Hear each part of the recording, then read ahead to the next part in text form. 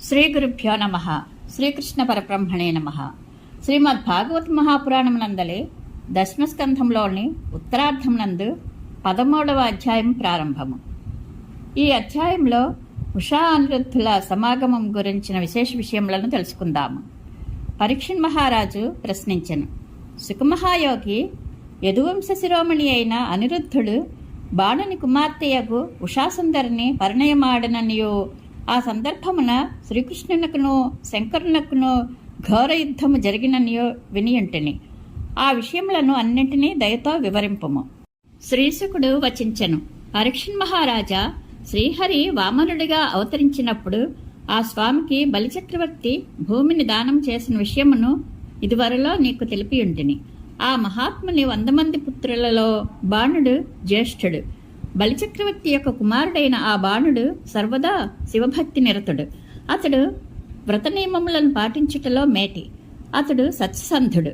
అతని ఔదార్యము తెలివితేటలు ప్రశంసనీయములు. ఆ బాణుడు సర్వాంగ సుందరమైన శోణితపురమును రాజధానిగా చేసుకుని పూర్వము రాజ్యపాలన చేసెను. శంకరుని అనుగ్రహ ప్రభావమున ఇంద్రాది దేవతలెల్లరూ కింకరుల వలె బాణుని సేవించుచుండిరి. 1000 బాహువులు గల ఆ బాణుడు ఒకానొకప్పుడు పరమశివుడు తాండవ నృత్యము చేయుచుండగా తన వాద్య నైపుణ్యముతో ఆ కైలాసపతిని ప్రసన్నునిగా చేసుకొనెను. శంకర భగవానుడు శరణాగత రక్షకుడు, భక్తవత్సలుడు, సమస్త ప్రాణులకును ప్రభువైన ఆ పార్వతీపతి బాణాసురునితో ఒక వరమును కోరుకొనుము అని పలికెను. అప్పుడు బాణుడు, దేవా, నీవు శోణితపురమునందే ఉండి దానిని రక్షించుచుండుము అని ప్రార్థించెను. పరాక్రమముచే గర్వితుడైన ఆ బాణుడు ఒకానొక నాడు తన పార్శ్వభాగమునున్న శంకరుని పాదపద్మములకు సూర్య తేజస్సుతో అలరార్చున్న తన కిరీటము తాకునట్లుగా ప్రణమిల్లి ఇట్లు ప్రార్థించెను. మహాదేవ, నీకు నమస్కరించుచున్నాను. నీవు సకల లోకములకును గురుడవు, ప్రభుడవు. భక్తి నిరతితో నిన్ను సేవించుచుండటి వారి యొక్క మనోరథములను ఈడేర్చుటలో నీవు కల్పవృక్షము వంటి వాడవు. పరమశివ, నీవు నాకు 1000 బాహువులను ప్రసాదించితివి. యుద్ధాది కృత్యములు లేకపోవుటతో అవి నాకు బరువుగా తోచుచున్నవి. ఈ ముల్లోకములలో నీవు తప్ప నాకు సాటి అయిన ప్రతియోధుడు లేకున్నాడు. యుద్ధకండూతితో ఒప్పుచున్న 1000 బాహువులతో దిగ్గజముల పనిపట్టుటకు పూనుకొంటిని. అంతటా నేను నా బాహువుల రాపిడికి కొండలన్నీను పిండి పిండి అగునట్లుగా పురోగమించుట చూచి ఆ దిగ్గజములన్నీను పారిపోయినవి. బాణుని మాటలను విన్నంతనే శంకర భగవానుడు క్రుద్ధుడై అతనితో ఇట్లనెను. మూఢా, నీ రథధ్వజము తనకు తానే కూలిపోయినప్పుడు నాతో సమానుడైన ఒక మహాయోధునితో నీకు యుద్ధము జరుగును. నీ బాహుబల తర్పమును అణచువాడతడే. రాజా, బుద్ధి వక్రించిన బాణాసురుడు శంకరుని మాటలకు సంతోషపడి ఇంటికి చేరెను. పిమ్మట ఆ మూర్ఖుడు పరమశివుని ఆదేశమును అనుసరించి తన పరాక్రమమును దెబ్బతీయవాని కొరకై నిరీక్షింపసాగాను. ఆ బాణాసురునకు ఉషా అను ఒక కుమార్తె కలదు. ఆ కన్య ఒకనాడు తాను కని విని ఎరుగని జగదేక సుందరుడగు అనిరుద్ధునితో క్రీడించినట్లు కలగనెను.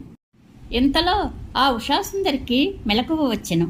ఆమె తన ప్రియుడు కనబడకపోవుటచే, ప్రియా, ఎక్కడ ఉన్నావు అని విహ్వల చిత్తయ్యై వాపోవుచూ కూర్చుండెను.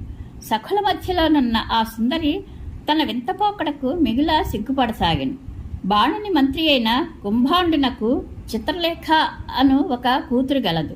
ఆమె ఉషాసుందరికి ఇష్టసఖి. రాజకుమార్తె యొక్క వింత వైఖరిని గాంచి ఆ చిత్రలేఖ మిగుల కుతూహలముతో తన చెల్లిని ఇట్లు అడిగెను. సుందరి, ఇంతవరకు ఏ రాజకుమారుడును నిన్ను చేపట్టినట్లు నేను చూడలేదు. నీవు ఎవరి కొరకు వెతుకుచున్నావు? నీ మనోరథమేమి? ఉషా పలికెను.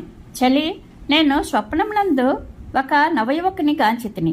శ్యామవర్ణముతో శోభిల్లుచున్న ఆ మహాత్ముని నేత్రములు కమలముల వలె మనోహరములు. అతడు పీతాంబరధారి, ఆజానుబాహువు. ఆ సుందరిని గాంచినంతనే ఏ తరుణి అయినను పరవశించిపోవలసినదే.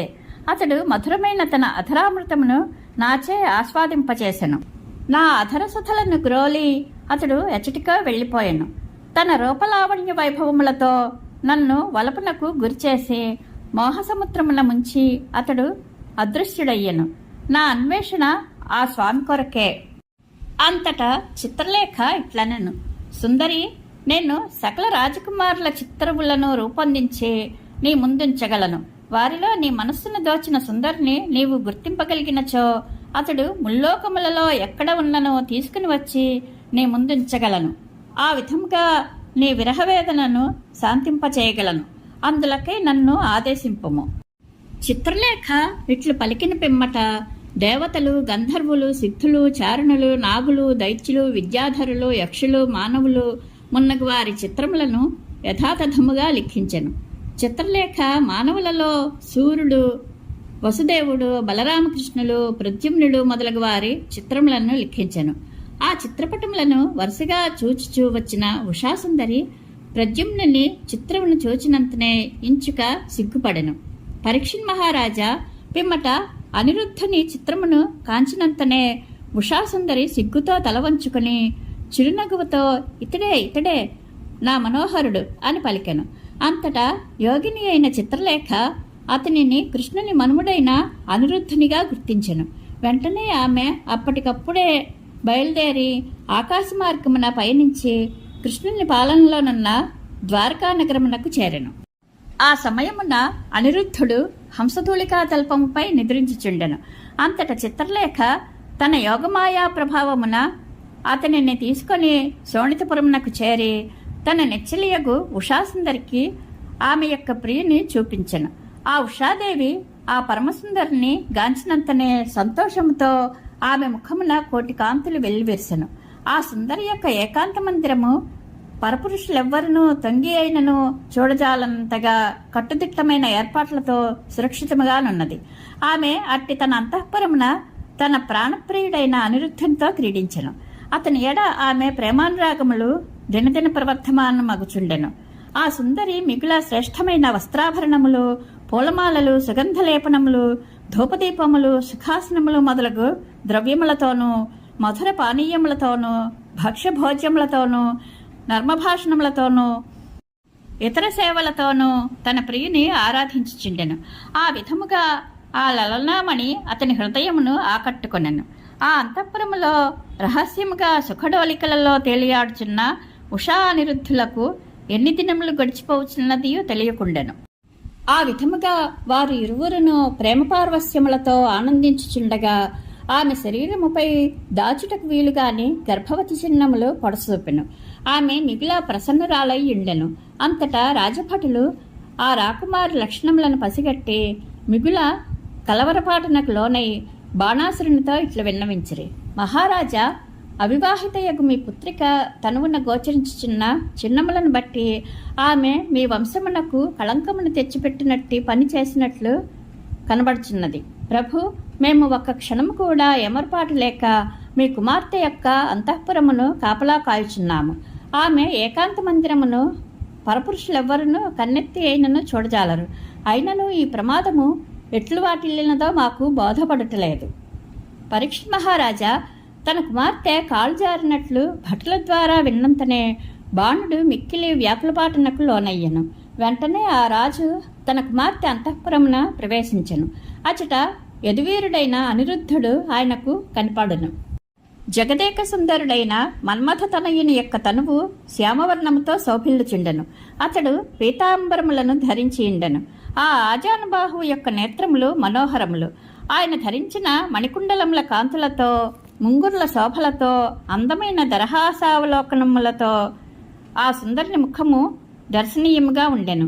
అనిరుద్ధుడు ఆ సమయమున సర్వాంగ సుందరియకు తన ప్రియురాలతో హాయిగా పాచికలాడుచుండెను. అతని కంఠమున మధుమల్లికా పుష్పహారములు అలరారుచుండెను. అవి ఉషాసుందరి వక్షస్థల సంపర్కముతో కుంకుమాంకితములై ఉండెను. తన కుమార్తెకు ఉషకు ఎదురుగా కూర్చుని ఉన్న అనిరుద్ధను చూచి బాణుడు ఆశ్చర్యచకితుడయ్యను. అంతటా భటులతో సైనికులతో పరివృతుడై ఆ అంతఃపురమున ప్రవేశించిన బాణుని అనిరుద్ధుడు చూచెను.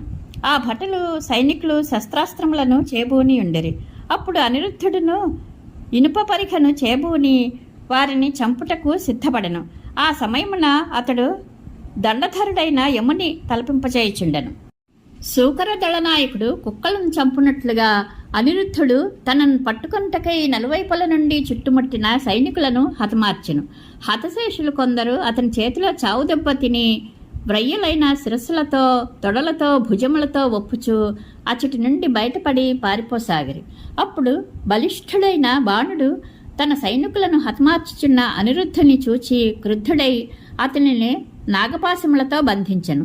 తన ప్రియుడు నాగపాశబద్ధుడైనట్లు విని ఉషాదేవి శోక విషాద విహ్వలయ్యై కన్నీరు మున్నీరుగా విలపింపసాగాను. ఇది శ్రీమద్భాగవత మహాపురాణం నందలి దశమస్కంధంలోని ఉత్తరార్థమునందు 13వ అధ్యాయము సంపూర్ణము. శ్రీకృష్ణానుగ్రహ ప్రాప్తిరస్తు. శుభం భూయాత్.